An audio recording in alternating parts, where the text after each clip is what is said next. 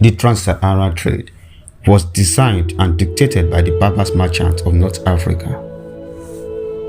They provided the capital and organization for the caravan to cross the desert from North Africa to the Sudan and back again along the route I mentioned earlier. In the desert, they employed Tuaregs who guided them along routes where wells and pastures were available.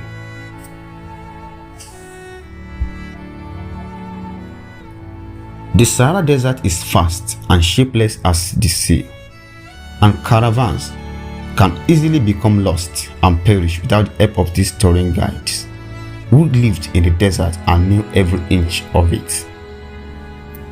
Fez and Marrakesh in Morocco, Constantine in Algeria, Tunis in Tunisia, and Tripoli in Libya were the northern termini of the caravan routes.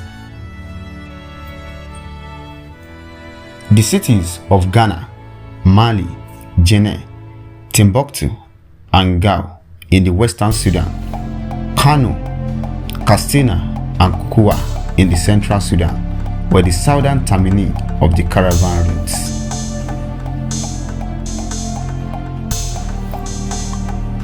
The merchants of North Africa had agents in the Sudanese cities who conducted their trade, prepared goods and slaves for transportation to North Africa, and sold goods imported by their employers from North Africa.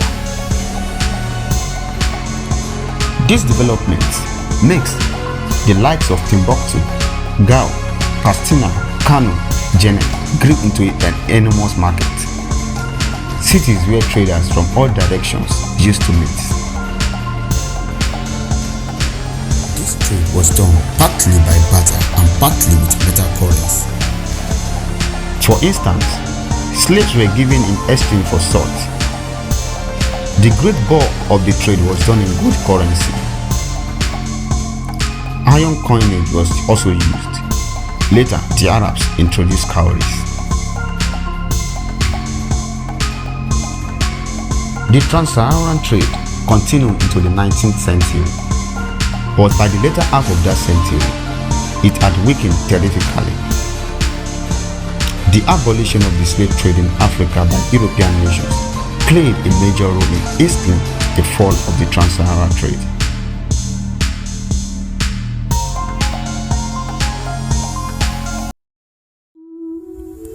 This was partly because slaves were one of the main commodities upon which this trade depended. Also, because the horses and wells, which had always been maintained by slave laborers, themselves began to dry up as soon as the slaves were no longer available to look after them.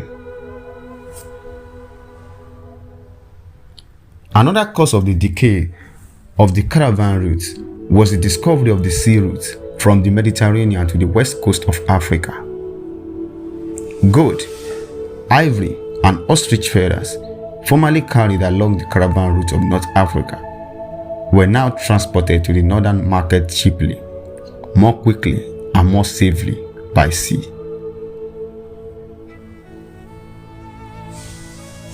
The Sudanese markets were flooded with cheap European salt, and this destroyed much of the salt trade across the desert.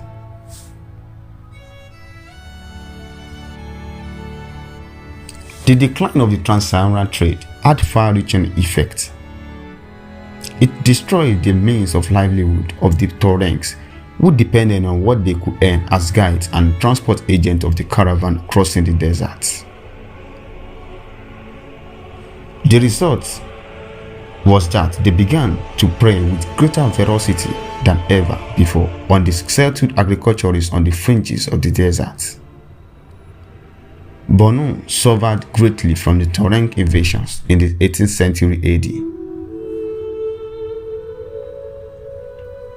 However, the tie of Islam religion still remained very strong, and thousands of Muslim pilgrims from the south of Sahara cross the desert every year to Mecca in Arabia.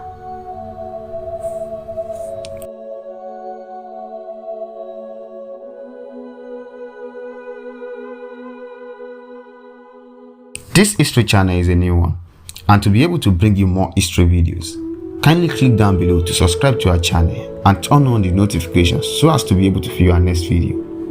I hope you guys enjoyed the video. Thanks so much for watching. Obrigado. Gracias. Merci. Kamshamida.